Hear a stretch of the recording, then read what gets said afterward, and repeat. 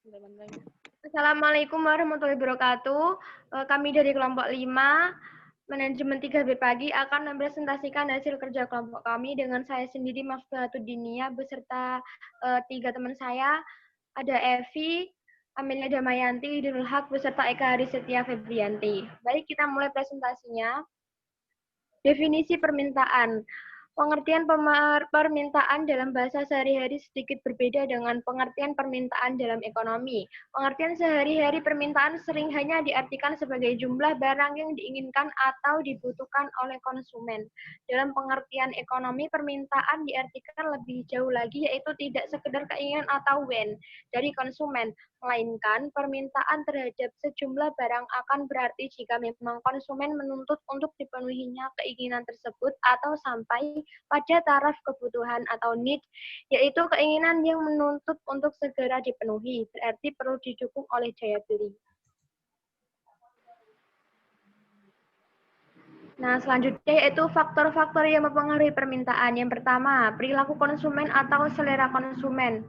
Contohnya untuk saat ini ya, handphone BlackBerry sedang tren dan banyak yang beli, tetapi beberapa tahun mendatang mungkin BlackBerry sudah dianggap kuno.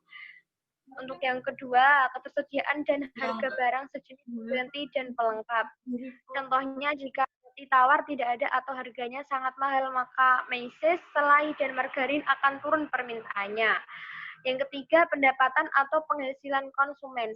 Contohnya orang yang punya gaji dan tunjangan besar, dia dapat membeli banyak barang yang dia inginkan. Tetapi jika pendapatannya rendah, maka seseorang mungkin akan mengirit pemakaian barang yang dibelinya agar jarang membeli. Selanjutnya yaitu perkiraan harga di masa depan. Contohnya barang yang harganya diperkirakan akan naik, maka orang akan menimbun atau membeli ketika harganya masih rendah, misalnya seperti BBM atau bensin. Yang kelima yaitu banyaknya atau intensitas kebutuhan konsumen. Contohnya, ketika flu burung dan flu babi sedang menggila, produk masker pelindung akan sangat laris. Pada bulan puasa atau Ramadan, permintaan belewah, timun suri, cincau, sirup es batu kurma, dan lain-lain sebagainya akan sangat tinggi dibandingkan bulan lainnya. Macam-macam permintaan. Yang pertama, macam-macam permintaan dapat dibedakan atas daya beli konsumen, yaitu permintaan potensial atau potential demand, yaitu permintaan potensial adalah permintaan yang hanya mendasarkan pada keinginan dan tanpa atau belum didukung oleh daya beli. Keinginan tanpa daya beli hanya mengarah pada kemauan, tetapi tidak pada permintaan. Yang kedua yaitu permintaan efektif atau effective demand, yaitu permintaan yang disertai dengan kekuatan untuk membeli atau daya beli. Yang kedua, macam-macam permintaan dapat dibedakan dari jumlah permintaannya, yaitu yang pertama permintaan individu atau pribadi, yang maksudnya permintaan yang datang dari perseorangan atau individu. Permintaan ini dipengaruhi oleh nilai yang dikaitkan dengan perolehan dan penggunaan barang jasa yang bersangkutan serta kemampuan untuk memperolehnya. Yang kedua yaitu permintaan pasar, yang penjumlahan secara horizontal atau semata-mata merupakan gabungan dari permintaan-permintaan individual atau pribadi yang ada di pasar tersebut.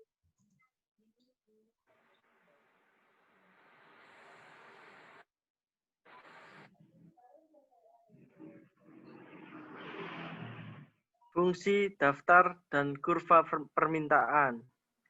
1. A. Fungsi permintaan. Fungsi permintaan akan sebuah produk adalah sebuah pernyataan hubungan antara kuantitas yang diminta dan semua faktor yang mempengaruhi kuantitas tersebut. Permintaan ditempatkan sebagai suatu fungsi yang dipengaruhi oleh beberapa faktor. Faktor-faktor tersebut antara lain harga barang itu sendiri, harga barang lain atau saingan, selera, pendapatan, jumlah penduduk, dan faktor lain. Selain dapat diidentifikasi, keterkaitan antara permintaan dan faktor-faktor tersebut dapat dirumuskan secara matematis sebagai berikut. Secara sederhana, jika fungsi permintaan adalah linear, maka dapat dinyatakan dengan persamaan sebagai berikut. Q, D, sama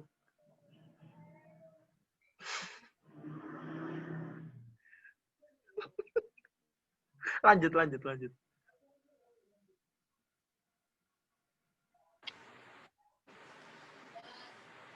Q/D sama dengan A dikurangi B, P. Atau P sama dengan dalam kurung A atau B tutup kurung dikurangi dalam kurung Q/D atau B tutup kurung. Keterangan Q/D sama dengan jumlah barang yang diminta. P harga barang per unit. A konstanta berupa angka. 1B. Gradien atau kemiringan.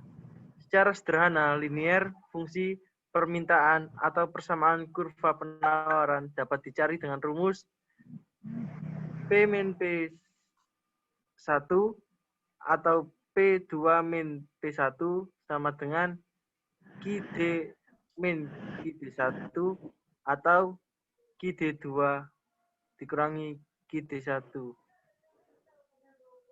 Dalam kaitannya dengan hukum ekonomi, pada masalah permintaan sebagian besar analisisnya menggunakan asumsi ceteris paribus. Faktor-faktor lain dianggap konstan atau tidak berubah.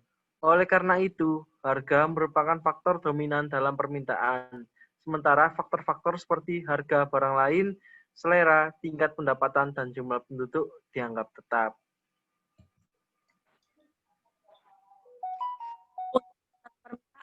Pada daftar permintaan, kita mengenali individu atau perseorangan tertentu, dan permintaan pasar yang merupakan penjumlahan secara horizontal dari permintaan-permintaan individu yang ada di pasar.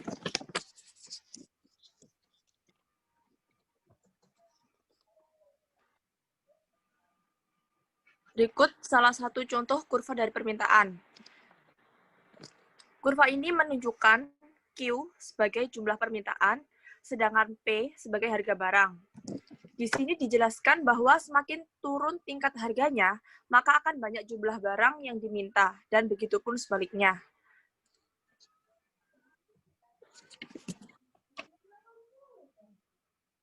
Untuk hukum permintaan. Pada hukum permintaan memiliki keterkaitan dengan hukum penawaran, di mana hukum permintaan dan penawaran merupakan teori yang menjelaskan interaksi antara penjual sumber daya dan pembeli untuk sumber daya itu sendiri. Teori ini mendefinisikan pengaruh hubungan antara ketersediaan produk dan keinginan untuk nilai harganya. Hukum permintaan dan penawaran merupakan salah satu hukum ekonomi yang paling mendasar dan mengikat hampir semua prinsip ekonomi dalam beberapa cara. Dalam prakteknya, penawaran dan permintaan saling berlawanan, hingga pasar menemukan keseimbangan. Namun, ada banyak faktor juga yang dapat mempengaruhi penawaran dan permintaan, sehingga dapat menyebabkan meningkat atau turunnya dengan cepat.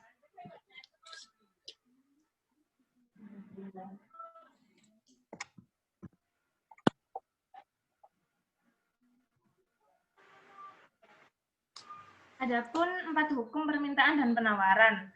Jika permintaan meningkat dan penawaran tetap tidak berubah, maka itu mengarah pada harga keseimbangan yang lebih tinggi dan kuantitas yang lebih tinggi. Yang kedua, jika permintaan menurun dan penawaran tetap tidak berubah, maka itu mengarah pada harga keseimbangan yang lebih rendah dan kuantitas yang lebih rendah. Yang ketiga, ada jika pasokan meningkat dan permintaan tetap tidak berubah, maka itu mengarah pada harga keseimbangan yang lebih rendah dan kuantitas yang lebih tinggi. Dan sedangkan nomor 4, jika pasokan menurun dan permintaan tetap tidak berubah, maka itu mengarah pada harga keseimbangan yang lebih tinggi dan kuantitas yang lebih rendah. Berikut kurvanya yang bisa ditunjukkan dari penjelasan tadi. Pada suatu titik tertentu, persediaan barang yang dibawa ke pasar adalah tetap. Dengan kata lain, kurva penawaran dalam kasus ini adalah garis vertikal, sedangkan kurva permintaan selalu miring ke bawah karena hukum utilitas marginal yang semakin berkurang. Penjual tidak dapat membebankan biaya lebih dari yang akan ditanggung pasar berdasarkan permintaan konsumen pada saat itu. Namun, seiring waktu, pemasok dapat menambah atau mengurangi jumlah yang mereka suplai ke pasar berdasarkan harga yang mereka perkirakan dapat dibebankan. Jadi, seiring waktu kurva penawaran miring ke atas, semakin banyak pemasok berharap untuk dapat mengenakan biaya, semakin mereka akan mau memproduksi dan membawa ke pasar. Dengan kurva penawaran miring ke atas dan kurva permintaan miring ke bawah, mudah untuk membayangkan bahwa pada titik tertentu keduanya akan berpotongan. Pada titik ini, harga pasar cukup untuk mendorong pemasok untuk membawa ke pasar dengan jumlah barang yang sama, yang bersedia dibayar oleh konsumen dengan harga itu. Penawaran dan permintaan seimbang atau dalam keseimbangan. Kuantitas yang tepat di mana hal ini terjadi tergantung pada bentuk dan posisi masing-masing kurva, penawaran dan permintaan yang masing-masing dapat dipengaruhi oleh sejumlah faktor. Berikut penjelasan dari kelompok kami